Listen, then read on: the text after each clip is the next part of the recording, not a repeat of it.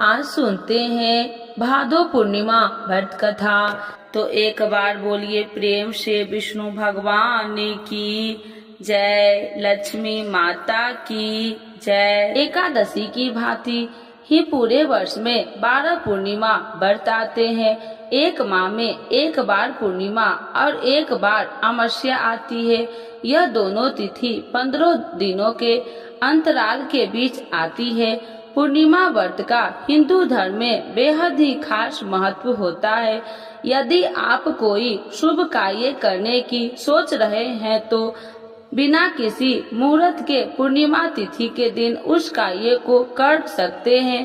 पूर्णिमा के दिन आसमान में पूरा चांद दिखाई देता है। तो आइए जानते हैं पूर्णिमा व्रत की कथा। द्वापर युग में यशोदा माँ ने श्री कृष्ण से कहा, हे कृष्ण, तुम सारे संसार के उत्पकर्ता, पालनहारी और संहार करता हो। आज मुझे कोई ऐसा व्रत बताओ जिसको करने से मृत्यु लोक में भी स्त्रियों को विधवा होने का भय न रहे तथा यह व्रत सभी मनुष्यों की मनोकामना पूर्ण करने वाला हो। श्री कृष्ण कहने लगे, हे माता, तुमने अति सुंदर प्रश्न किया है। मैं तुम्हें ऐसे एक व्रत के बारे में विस्तार से बताता हूँ। सौभाग्य की प्राप्ति के लिए स्त्रियों को 32 पूर्णिमा व्रत करना चाहिए। इस व्रत को करने से स्त्री को सौभाग्य की प्राप्ति होती है। यह व्रत अत्यंत सौभाग्य देने वाला और भगवान शिव के प्रति भक्ति को बढ़ाने वाला है। यशोदा जी कहने लगे कि हे कृष्ण, प्रथम इस व्रत को मृत्यु लोक में किसने किया था, इसके विषय में विस्तार से मुझसे बताओ। श्री कृष्ण कहने लगे कि इस भूमंडल पर अनेक प्रकार के रत्नों से परिपूर्ण कार्तिका नाम की एक नगरी थी। वहाँ चंद्रहास नामक राजा राज्य करता था। उसी नगर में धनेश्वर नाम का एक ब्राह्मण था और उसकी स्त्री अति सुशीला रूपवती थी। दोनों ही उस नगर में बड़े प्रेम से रहते थे। घर में धन्य धान्य आदि की कोई कमी नहीं थी, परंतु उनको बहुत बड़ा दुख था कि उनकी कोई संतान नहीं है। एक समय एक बड़ा योगी उस नगर में आया। वह योगी उस ब्राह्मण के घर को छोड़कर अन्य सभी घरों से भिक्षा लेकर भोजन किया करता था। रूपवती से कभी भिक्षा नहीं लेता था। एक दिन वह योगी रूपवती से भिक्षा न लेकर किसी अन्य घरों से भिक्षा लेकर गंगा किनारे जाकर भिक्षण को प्रेम पूर्वक ग्रहण करने लगा कि धनेश्वर ने योगी का यह सब कार्य देख लिया। अपनी भिक्षा के अनादर से दुखी होकर धनेश्वर योगी से बोला, हे महात्मा, आप सब घरों से भिक्षा लेते हैं, परंतु आप मेरे घर की भिक्षा कभी नहीं लेते। इसका क्या कारण है? योगी ने कहा, निसंतान के घरों की भिख पतितों के अत्र के तुल्य होता है और जो पतितों का अत्र खाता है वह भी पतित हो जाता है। क्योंकि तुम निसंतान हो, इसीलिए पतित हो जाने का भय से मैं तुम्हारे घर की भिक्षा नहीं लेता। धनेश्वर योगी यह बात सुनकर बहुत दुखी हुआ और हाथ जोड़कर योगी के पैरों में गिर गया और कहने लगा, हे महाराज, यदि ऐसा है तो आप पुत्र प्राप्ति का उपाय बतलाइए। आप सर्वज्ञानी है, मुझ पर कृपा कीजिए। हे भगवान, मेरे घर में धन की कोई कमी नहीं है, परंतु मैं पुत्र न होने का कारण अत्यंत दुखी हो। आप मेरे इस दुख का हरण करें, सामर्थ्यवान है। यह सुनकर योगी कहने लगे, हे ब्राह्मण, तुम चंडी की आराधना करो। घर आकर उसने अपनी पत्नी से सब बात कह और स्वयं तप करने के लिए वन में चला गया। वन में जाकर उसने चंडी की उपासना की और उपवास किए। चंडी ने 16वें दिन उसको स्वप्न में दर्शन दिया और कहा, हे धनेश्वर, जा, तेरे घर पुत्र होगा, परंतु वह 16 वर्ष की आयु में ही मृत्यु को प्राप्त हो जाएगा। यदि तुम दोनों पति पत्नी 32 पूर्णमासियों का व्रत विधि पूर्वक करेगो तो यह दीर्घायु हो जाएगा। जितनी तुम्हारी सामर्थ्य हो आटे के दिए बनाकर शिव जी भगवान का पूजन करना, परंतु पूर्णमासी के व्रत 32 होने चाहिए। प्रातः काल होने पर इस स्थान के समीप तुम्हें आम का वृक्ष दिखाई देगा। उस पर चढ़कर तुम एक फल तोड़कर शीघ्र ही अपने घर चले जाना और अपनी पत्नी से सब बात कहना। ऋतु स्नान के पश्चात वह स्वच्छ होकर श्री शंकर भगवान का ध्यान करके उस फल को खा लेगी। शंकर भगवान की कृपा से उसको गर्भ हो जाएगा। जब वह ब्राह्मण प्रातः काल उठा तो उसने एक स्थान के पास ही आम का वृक्ष देखा, जिस पर एक अत्यंत सुंदर आम का फल लगा हुआ था। उस ब्राह्मण ने उस आम के वृक्ष पर चढ़कर फल को तोड़ने की प्रयत्न किया, परंतु वृक्ष पर कई बार प्रयत्न करने पर भी वह चढ़ नहीं पाया। तब उस ब्राह्मण को बहुत चिंता हुई। तब विघ्न विनाशक श्री गणेश भगवान की वंदना करने लगा। हे दया निधान, अपने भक्तों के विघ्नों का नाश करने के, उनके मंगल कार्यों को करने वाले, दुष्टों का नाश करने वाले, रिद्धि सिद्धि प्रदान करने वाले, आप मुझ पर कृपा करके इतना बल दे कि मैं अपने मनोरथ को पूरा कर सकूं। इस प्रकार श्री गणेश जी की प्रार्थना करने पर उनकी कृपा से धनेश्वर वृक्ष पर चढ़ गया और उसने सुंदर आम के फलों को तोड़ लिया। और धनेश्वर ने सोचा, जो वरदान से फल मिला है वह यही है और कोई फल तो दिखाई नहीं दे रहा। उस धनेश्वर ब्राह्मण ने जल्दी से घर जाकर अपनी पत्नी को वह फल दे दिया और उसकी पत्नी ने अपने पति के कहे अनुसार उस फल को खा लिया और वह गर्भवती हो गई। देवी जी की असीम कृपा से उससे एक अत्यंत सुंदर पुत्र पैदा हुआ, जिसका नाम उन्होंने देवी दास रखा। माता पिता के हर्ष और शोक के साथ वह बालक शुक्ल पक्ष की चंद्रमा के भांति वह बालक अपने पिता के घर में बड़ा होने लगा। भवानी की कृपा से वह बालक बहुत ही सुंदर, सुशील, विद्या पढ़ने में बहुत ही निपुण हो गया। दुर्गा जी की आज्ञा अनुसार उसकी माता 32 पूर्णमासी का व्रत रखना आरंभ कर दिया, जिससे उसका पुत्र बड़ी आयु वाला हो जाए।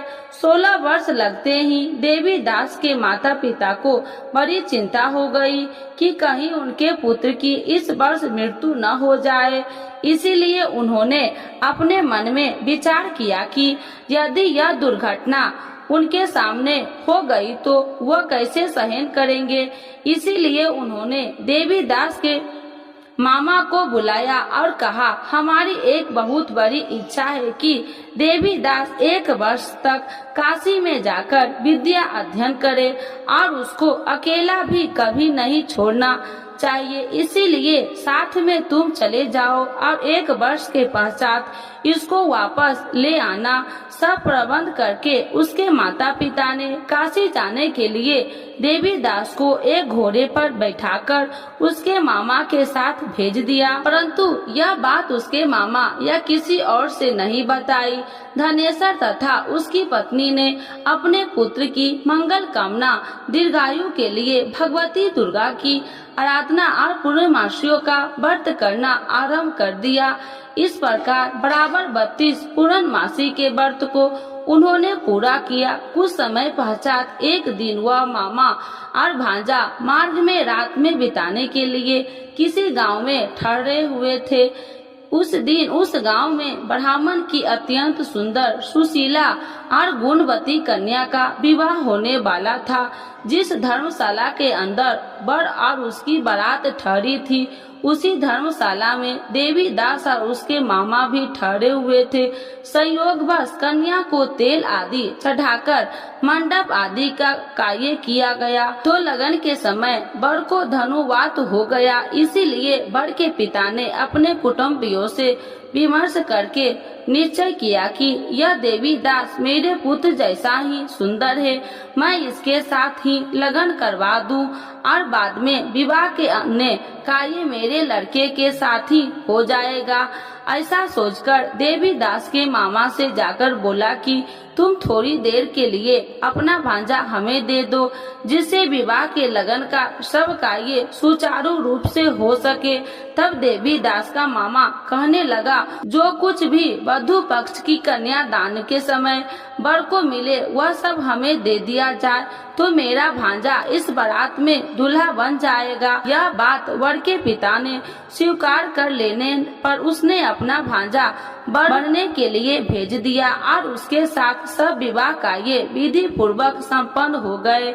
पत्नी के साथ वह भोजन करने लगा तो अपने मन में सोचने लगा कि न जाने यह किसकी स्त्री होगी। वह एकांत में यही सोच सोचकर अपने कर्म श्वास छोड़ने लगा और उसकी आंखों से आंसू भी आ गए। तब लड़की ने पूछा, क्या बात है, आप इतने उदासीन व दुखी क्यों हो रहे हैं? तब उसने सब बात जेवर के पिता और उसके मामा के हुई थी लड़की को बता दी। तब कन्या कहने लगा कि यह ब्राह्मण विवाह के विपरीत कैसे हो सकता है? देव ब्राह्मण और अग्नि के सामने मैंने आपको ही अपना पति माना है, इसीलिए आप ही मेरे पति हैं। मैं आपकी ही पत्नी रहूंगी, अन्य किसी की कदापि नहीं। देवी दास ने कहा, ऐसा मत करिए, क्योंकि मेरी आयु बहुत कम है। मेरे पश्चात आपकी क्या गति होगी? इन बातों को अच्छी तरह विचार कर लो। परंतु वह दृढ़ विचार वाली कन्या थी। वह बोली, जो आपकी गति होगी वह मेरी गति होगी। स्वामी, आप उठिए और भोजन कीजिए, आप निश्चय ही भूखे होंगे। तब देवी दास और उसकी पत्नी ने भोजन किया तथा शेष रात्रि वह सोते रहे। प्रातः काल देवी दास ने अपनी पत्नी को 3 नागों से जड़ी हुई एक अंगूठी दे दी, एक रुमाल दिया और बोला, हे प्रिय, इसे लो और संकेत समझकर स्थिर चित हो जाओ। मेरा मरण और जीवन जानने के लिए एक पुष्ट वाटिका बना लो, उसमें सुगंधित वाली एक नववालिका लगाओ, उसको प्रतिदिन जल से सिंचा करो और आनंद के साथ खेलो कूदो और उत्सव मनाओ। जिस समय और जिस दिन मेरा मृत्यु होगा यह फूल सूख जाएगा और जब वह फिर से हरे हो जाएंगे तो समझ लेना मैं जीवित हूँ। यह बात निश्चय करके समझ लेना, उसने कोई भी संशय नहीं है। इतना कहकर देवी दास वहाँ से चला गया।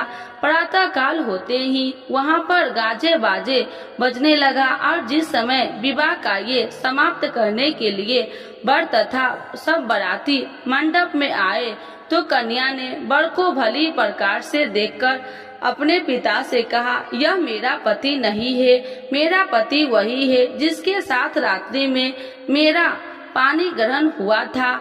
इसके साथ मेरा विवाह नहीं हुआ।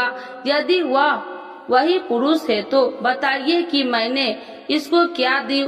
वधू पक्ष और कन्या पक्ष कन्या दान के समय जो आभूषण आदि दिए गए थे वो दिखाइए तथा रात में क्या गुप्त बातें मैंने इनसे कही वह सब सुनाइए। पिता ने उसके कहे अनुसार वर को बुलाया। कन्या की यह सब बातें सुनकर वह कहने लगे, मैं कुछ भी नहीं जानता। इसके पश्चात लज्जित होकर वह अपना सा मुंह बनाकर चला गया और सारी बात भी अपमानित होकर वहां से लौट गई। भगवान श्री कृष्ण बोले, हे माता, इस प्रकार देवी दास काशी विद्या अध्ययन के लिए चला गया। जब वह कुछ समय बीत गया तो काल से प्रेरित होकर एक सर्प रात्रि के समय उसको डसने के लिए वहां पर आया। उस विस्तार के प्रभाव से उसके शयन का स्थान चारों ओर से विष की ज्वाला से विषैले हो गया, परंतु व्रत के प्रभाव से उसको काट नहीं पाया, क्योंकि पहले ही उसकी माता ने 32 पूर्णमासी का व्रत रखा था। इसके बाद मध्याह्न के समय स्वयं काल वहाँ आया और उसके शरीर से प्राण को निकालने का प्रयत्न करने लगा, जिससे वह मूर्छित होकर पृथ्वी पर गिर गया। उसी समय माता पार्वती के साथ भगवान शंकर वहाँ आ गए। उसको मूर्छित दशा में देखकर माता पार्वती जी ने शंकर जी से प्रार्थना की, हे महाराज, इस बालक की माता ने पहले ही 32 पूर्णिमा का व्रत पूरा किया था, जिसके प्रभाव से आप इसको प्राण दान दे। भवानी के कहने पर भक्त वत्सल भगवान शिव जी ने उसको प्राण दान दे दिया। इस व्रत के प्रभाव से काल को भी पीछे हटना पड़ा और देवी दास स्वयं होकर बैठ गया। उधर उसकी पत्नी उसके काल की परीक्षा किया करती थी। जब उसने देखा वो पुष्प वाटिका में पुष्प कुछ भी नहीं है तो उसको अत्यंत आश्चर्य हुआ, लेकिन जब वह जैसे ही हरी भरी हो गई तो वह जान गई कि सब उसका पति ठीक ठाक है, वह जीवित हो गया है। यह देखकर वह बहुत प्रसन्न हो उठी। अपने पिता से कहने लगे कि पिताजी, मेरा पति जीवित है, आप उनको ढूंढिए। जब 16 वर्ष व्यतीत हो गया तो देवी दास भी अपने मामा के साथ काशी से चल दिया। इधर उसके ससुराल उसको ढूंढने के लिए अपने घर से जाने वाले ही थे कि वहाँ दोनों मामा और भांजा वहाँ पर आ गए। उनका आया हुआ देखकर उनके ससुर को बहुत प्रसन्नता हुई। उन्हें अपने घर ले गए। उस समय नगर के निवासी भी वहाँ इकट्ठे हो गए। निश्चय किया कि अभ्यास ही इसी बालक के साथ कन्या का विवाह हुआ था। उस बालक को कन्या ने जब देखा तो पहचान लिया कि यह तो वही है जो संकेत करके गया था। तब उपरांत सब कहने लगे कि भला हुआ यह आ गया है और सब नगर वासी ने आनंद मनाया। कुछ दिन बाद देवी दास ने अपनी पत्नी और मामा के अपने ससुराल के घर से बहुत सारे उपहार लेकर अपने माता पिता की घर की तरफ प्रस्थान किया। जब वह अपने गांव के निकट पहुंच गए तो कई लोगों से उसे देखकर उसके माता पिता को पहले ही खबर दे दी कि तुम्हारा पुत्र देवी दास अपनी पत्नी और मामा के सहित आ रहे हैं। ऐसा समाचार सुनकर माता पिता को विश्वास नहीं हुआ, परंतु जब और लोगों ने भी आकर यही बात उनसे बताई तो उनको बड़ा आश्चर्य हुआ। लेकिन थोड़ी देर में देवी दास ने आकर अपने माता पिता के चरणों में अपना सर रखकर प्रणाम किया और उसकी अपनी पत्नी ने अपने सास ससुर के चरणों को स्पर्श किया तो माता पिता ने अपने पुत्र और पुत्र वधू को हृदय से लगा लिया और दोनों की आंखों में प्रेम अश्रु बह चले। अपने पुत्र और पुत्र वधू के आने की खुशी में धनेश्वर ने बड़ा ही भारी उत्सव किया और ब्राह्मणों को दान दक्षिणा देकर प्रसन्न किया। श्री कृष्ण भगवान कहने लगे कि इस प्रकार धनेश्वर 32 पूर्णमासी के व्रत के प्रभाव से पुत्रवान हो गया। जो भी स्त्री 32 पूर्णमासी के व्रत को करती है वे जन्म जन्मांतर के वैधव्य का दुख नहीं भोगती और सदैव सौभाग्यवती रहती है। तो एक बार बोलिए प्रेम से विष्णु भगवान की जय, लक्ष्मी माता की जय। पूर्णिमा व्रत के लाभ। किसी भी उपासक द्वारा पूर्णिमा व्रत करने से भगवान श्री विष्णु प्रसन्न होते हैं। पूर्णिमा व्रत करने वाले उपासक को जल्द ही संतान प्राप्ति होती है और संतान की दीर्घायु प्राप्त होता है। पूरी श्रद्धा से पूर्णिमा का व्रत करने से गृह कलेश दूर होते हैं। पूर्णिमा के व्रत करने से स्त्रियां सौभाग्यवती का वर प्राप्त होता है। इस व्रत को करने से मानसिक और शारीरिक कष्ट दूर होते हैं। पूर्णिमा का व्रत करने से मनुष्य की सभी प्रकार की मनोकामना पूरी होती है। जो भी उपासक पूर्णिमा का व्रत रखता है उस पर भगवान विष्णु और चंद्रमा की विशेष कृपा सदैव बनी रहती है। यह व्रत करने से आर्थिक परेशानी भी दूर होती है। पूर्णिमा व्रत की पूजा विधि। पूर्णिमा के दिन सुबह नहाकर स्वच्छ कपड़े पहने, जिसके बाद घर के मंदिर को अच्छे तरह से साफ कर गंगा जल छिड़काव करे। भगवान श्री विष्णु की मूर्ति पर हल्दी का तिलक लगाना चाहिए। भगवान श्री विष्णु के साथ माता लक्ष्मी का पूजन अवश्य तौर पर करना चाहिए। भगवान श्री विष्णु के समक्ष घी का दीपक जलाए, पुष्प चढ़ाए। रात को चंद्र उदय होने के बाद चंद्रमा को जल अर्पित करे। पूर्णिमा के व्रत किसकी पूजा करनी चाहिए? पूर्णिमा के व्रत में विष्णु भगवान की पूजा करनी चाहिए। पूर्णिमा के व्रत कितने करने चाहिए? पूर्णिमा के 32 व्रत करने का संकल्प लेना चाहिए। पूर्णिमा के दिन क्या नहीं खाना चाहिए? पूर्णिमा के दिन प्याज लहसुन नहीं खाना चाहिए।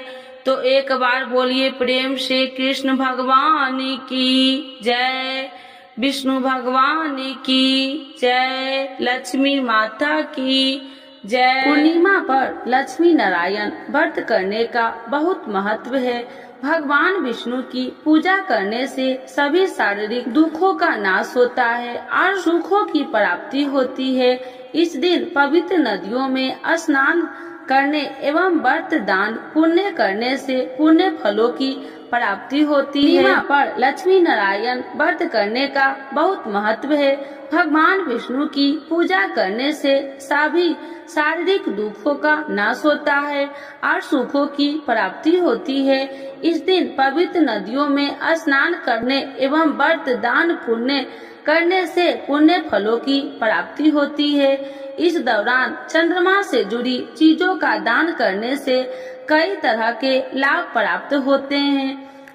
आप सफेद वस्त्र, शक्कर, चावल, दही या फिर चांदी का दान कर सकते हैं। माना जाता है कि इससे कुंडली में चंद्रमा की स्थिति मजबूत होती है और जीवन में सुख समृद्धि बनी रहती है। पूर्णिमा के दिन चंद्र देव अपनी पूर्ण कला से युक्त होते हैं। इसका प्रभाव सीधे व्यक्ति के मन और शरीर पर पड़ता है। इस दिन चंद्र पूजन से व्यक्ति की मानसिक और आर्थिक स्थिति ठीक होती है, क्योंकि ज्योतिष में चंद्रमा को द्रव्य और मन का कारक कहा गया है। पूर्णिमा व्रत की पूजा विधि: इस दिन सूर्योदय से पूर्व स्नान कर उगते हुए सूर्य को जल दे और इसके बाद भगवान लक्ष्मी नारायण के सामने हाथ में अक्षत, जल, पूजा की सुपारी और जल लेकर व्रत का संकल्प ले। पूजा के लिए पूर्व की ओर मुख कर बैठे जाए और एक चौकी पर लाल और पीला वस्त्र बिछा ले कर लक्ष्मी नारायण को आसन दे। पीला कपड़ा दाहिना और बिछाकर विष्णु जी को स्थापित करे और लाल कपड़ा बाएं ओर बिछाकर देवी लक्ष्मी को विराजित करे। इसके बाद लाल, सफेद और पीले पुष्प अर्पित करते हुए विधि विधान से पूजन करे। संभव हो तो देवी लक्ष्मी को कमल का पुष्प अर्पित करे। इसके बाद मखाने की खीर, आटे की पंजरी या शुद्ध घी से बने मिष्ठान का भोग लगाए। आरती के बाद लक्ष्मी नारायण व्रत की कथा श्रवण या वाचन करे। पूर्णिमा तिथि पर व्रत रखकर विधिवत विष्णु जी का पूजन करने और चंद्रमा को अर्घ देने से आपके घर में सुख समृद्धि बनी रहेगी। यह तिथि माता लक्ष्मी को भी अत्यंत प्रिय है, इसीलिए इस दिन श्री हरि के साथ माता लक्ष्मी पूजन करने से दरिद्रता का नाश होता है। धार्मिक मान्यता है कि व्रत के प्रभाव से मनुष्य की समस्त मनोकामनाओं की पूर्ति होती है। इस व्रत को करने से धन संपत्ति, सुख, वैभव और वृद्धि होती है। इस व्रत को गृहस्थ ही नहीं अविवाहितों को भी करना चाहिए। इससे उन्हें संयोग जीवन साथी की प्राप्ति होती है। तो एक बार बोलिए प्रेम से लक्ष्मी नारायण भगवान की जय। भगवान विष्णु एवं लक्ष्मी माता की चालीसा। यह चालीसा आप लोग जरूर सुने। सुनने मात्र से होती है धन्य धान्य में वृद्धि। तो एक बार बोलिए प्रेम से विष्णु भगवान की जय, लक्ष्मी माता की जय। श्री विष्णु चालीसा के पाठ से अच्छे पुण्य की होगी प्राप्ति, माँ लक्ष्मी भी होंगे प्रसन्न। तो एक बार बोलिए प्रेम से विष्णु भगवान की जय, लक्ष्मी माता की जय। सुनो सुनिए विनय सेवक की चितलाय, करत कुछ वरण करु दीजे ज्ञान बतलाय। नमो विष्णु भगवान खरागी, कष्ट नसावन अखिल बिहारी। प्रबल जगत में शक्ति तुम्हारी, तिरुवन फैली रही उजियारी। सुंदर रूप मनोहर सूरत, सरल स्वभाव मोहिनी मूरत, तन पर पीताम्बर अति सोहत, बैजंती माला मन मोहत, शंख चक्र कर गदा विराजे, देखत दैत्य असुर दल भाजे, सत्य धर्म मद लोभ न गाजे, काम क्रोध मद लोभ न छाजे, संत भक्त सज्जन मन रंजन, दनुज असुर दुष्टन दल गंजन, सुख उपजाए कष्ट सब भंजन, दोष मिटाए करत जन संजन, पाप काट भव सिंधु उतारन, कष्ट नसा कर भक्ति उबारन, करत अनेक रूप प्रभु धारण, केवल आप भक्ति के कारण, धरनी धनु मन तुम ही पुकारा, तब तुम रूप राम का धारा, भार उतार असुर दल मारा, रावण राधि को संघारा, आप 12 रूप बनाया, हिरण्याकश को मार गिराया, धर्म तेतन सिंधु बनाया, 14 रतन को निकलवाया, अमिलेख असुरन दुत मचाया, रूप मोहिनी आप दिखाया, देवन को अमृत पान कराया, असुरन को छवि से बहलाया, कूर्म रूप धर सिंधु मचाया, मंदाचल गिरी तुरंत उठाया, शंकर का तुम फंद छुड़ाया, भस्मासुर को रूप दिखाया, देवन को जब असुर डुबाया, कर प्रबंध उन्हें ढूढ़वाया, मोहिनी बनकर खलगी मचाया, उसे कर में भस्म कराया, असुर जलंधर अति बलदाई, शंकर से उनकी लड़ाई, हार पार शिव शंकर बनाई, किन सत्ती से छल खल जाई, सुमरन किन तुम्हें शिव रानी, बतलाई सब विपत्ति कहानी, तब तुम बने मोहिनी चर ज्ञानी, वृंदा की सब सुरति भुलानी, देखत 3 दनुज सौतानी, वृंदा आए तुम्हें लपटानी, हो स्पर्श धर्म क्षतिमानी, अन्ना असुर उज्जीव सौतानी, तुमने ध्रुव प्रहलाद उबारे, हिरण्याकश को आदि के खल मारे, गानिका और आज मिल तारे, बहुत भक्त सब सिंधु उतारे, हरहु शंकर संताप हमारे, कृपा करहु हरि श्री जनहारे, देखो मैं निज दरस तुम्हारे, दिन बंधु भक्त हितकारे, चाहता आपका सेवक दर्शन, करहु दया अपनी मधु सूदन, जानू नहीं योग्य जब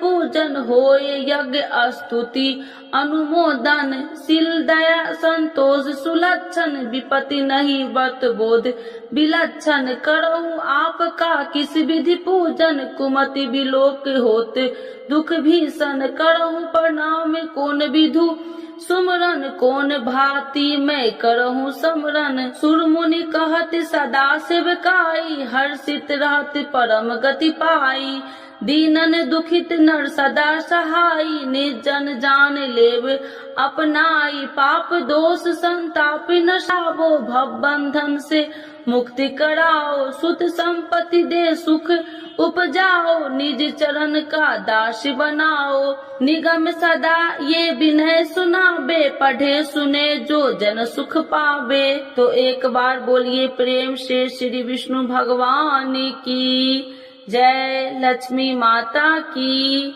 जय। मातु लक्ष्मी करी कृपा, करो हृदय में वास, मनोकामना सिद्ध करी परहु मेरी आस, यही मोर अरदास हाथ जोड़ विनती करूं, सब विधि करूं सुबास, जय जननी जगदम्बिका, सिंधु सुता में सुमरो तो ही, ज्ञान बुद्धि विद्या दो मोहि, तुम समान नहीं कोई उपकारी, सब विधि पढ़ू आश हमारी, जय जय जगत जननी जगदम्बा, सबकी तुम हो अवलंबा, तुम ही हो सब घट की वासी, विनती यही हमारी खासी, जग जननी जय सिंधु कुमारी, दीनन की तुम हो हितकारी, विनय नित्य तुम ही महारानी, कृपा करो जग जननी भवानी। यही विधि स्तुति करो तिहारी, शुद्धि लीजे अपराधि विसारी। कृपा दृष्टि चित वो मम मोरी, जग जननी बिनती सुन मोरी। ज्ञान बुद्धि जय सुख की दाता, संकट हरो हमारी माता। क्षीर सिंधु जब विष्णु मथायो, 64 रतन सिंधु में पायो। 64 रतन में तुम सुखकारी, सेवा कियो प्रभु बने दासी। जब जब जन्म जहाँ प्रभु लिन्हा, रूप बदलता सेवा किन्हा। स्वयं विष्णु जब नर तनुधारा, ले ही अपराधिपुरी अवतारा। तब तुम प्रकट जनकपुर माही, सेवा कियो हृदय पुल काही। अपनाया तो ही अंतर्यामी, विश्व विदित त्रिभुवन की स्वामी। तुम सब प्रबल शक्ति नहीं आनी, कह लो महिमा कहो बखानी। मम कर्म वचन करे सेवकाई, मन इच्छित वंचित फल पाई। तजी छल कपट और चतुराई, पूजहि विधि भक्ति मन लाही। और हाल में कहूँ बुझाई, जो यह पाठ करे मन लाई। ताको कोई कष्ट नोई, मन इच्छित पावे फल सोई। त्राहि त्राहि जय दुख निवारणी, त्रिविध ताप भव बंधन हारिणी। जो चालीसा पढ़े पढ़ावे, ध्यान लगा कर सुने सुनावे। ताको कोई न रोग सतावे, पुत्र आदि धन संपत्ति पावे। पुत्रहीन अरु संपत्तिहीन, अद्र वज्र कोठी अति दिन्ना। वृप बुलाए के पाठ करावे, शंका दिल में कभी न लावे। पाठ करावे दिन चालीसा, तापर कृपा करे गौरी सा। सुख संपत्ति बहुत सी पावे, कभी कहीं कहूँ की आवे। 12 वास करे जो पूजा, ते ही मम धन्य और नहीं दूजा। प्रतिदिन पाठ करे मन माही, उन सब कौन जग में केहू नाही। बहु विधि क्या मैं करूँ बड़ाई, ले परीक्षा ध्यान लगाई। करे विश्वास करे बरतने माँ, होए सिद्धि उपजय उर प्रेमा। जय जय जय लक्ष्मी भवानी, सब में व्यापति हो गुण खानी। तुमरो तेज प्रबल जग माही, तुम सब को दयालु कहु नाही। मोहि अनाथ के शुद्धि अब लीजे, संकट काटी भक्ति मोहि दीजे। भूल चूक कर क्षमा हमारी, दर्शन देजे सदा निहारी। बिन दर्शन व्याकुल हितकारी, तुम ही अक्षत दुख सहेत भारी। नहीं मोहि ज्ञान बुद्धि है तन में, सब जानत हो आपने मन में। रूप चतुर्भुज करके धारण, कष्ट मोर अब करहु निवारण। के ही प्रकार में करूँ बड़ाई, ज्ञान बुद्धि मोहि नहीं अधिकारी। त्राहि त्राहि दुख हारनी, करो बेगी सब त्रासी। जयति जयति जय लक्ष्मी माँ, करो शत्रु को नाश। रामदास धरि ध्यान निति, विनय करत कर जोर। मातु लक्ष्मी दास पर करू दया की कोर। तो एक बार बोलिए प्रेम से लक्ष्मी माता की जय, विष्णु भगवान की।